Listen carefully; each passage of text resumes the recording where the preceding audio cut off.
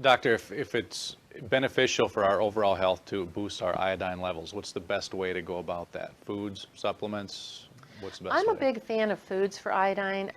There's a really simple screening test that people can do to determine what their iodine level is. It's not a quantitative test. It doesn't tell you how deficient you are, but it can give you some idea of whether or not you need more iodine. And it's a topical iodine skin test. And you can get a little bit of Lugol's iodine from a pharmacy. You have to sign a paper that say that you have it.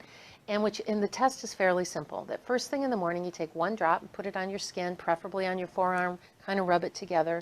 In the middle part of it is a bright yellow, kind of like the top that I have on, kind of a bright yellow color. The outside rim tends to be a little bit brownish, and that's the carrier. You're wanting to pay attention to the bright yellow in the middle. Once you dry it, which only takes just a few seconds, and try not to get it on your clothes because it is iodine, it will stain. After you dry it, it takes only a few seconds. You can't rub it off, you can't wash it off. So the only place for that iodine to go is into your skin. So you use it on your forearm for a couple reasons. It's thin-skinned, there's no hair, and you can watch it closely. And what you want to see is that bright yellow color should stay there for about 14 hours. The faster that that goes away, the more that that gets absorbed into your system.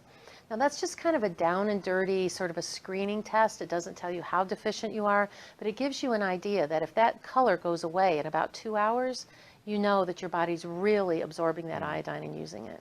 The thyroid gland synthesizes thyroid hormones, and iodine is an essential trace mineral that is crucial for the thyroid to function properly. An adequate amount of iodine in your diet ensures the thyroid is able to manage the metabolism properly. Also, detoxification, growth and development, and much more. Research has shown that a lack of dietary iodine may lead to an enlargement of the thyroid gland, fatigue, weakness of the immune system, slow metabolism, autism, weight gain, and possibly even some mental states such as anxiety and depression. What's the major cause of mental retardation in the world? Iodine deficiency.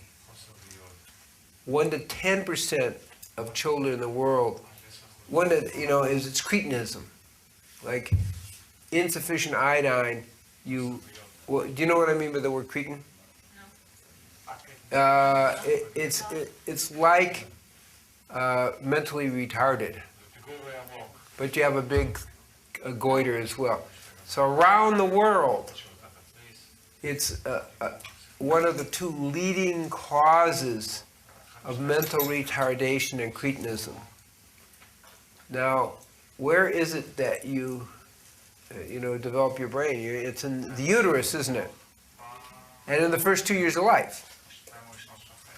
So what we see is that the mothers really need to take it. And since you're feeding the kid, I would almost go up to 25 drops 3 times. But do it very slowly if they're already pregnant, because you don't want too much bromine, fluorine coming out. But the research shows that the IQ increases 13.5 points in children and babies that are adequately iodinated, iodine. 13.5, that's a lot, that's a significant change. And also, even in adults,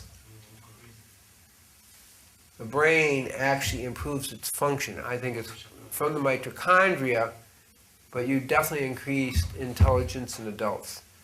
Some research suggests that even that's 13 points, but clearly in kids.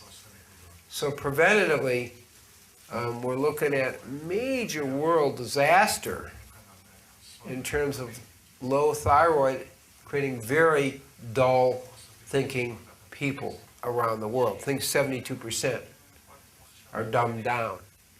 Think all the children that are suffering from mental retardation, because certain areas in the world, how about 1.5 areas that cover 1.5 billion people are living in those areas, have a very low iodine in the soil.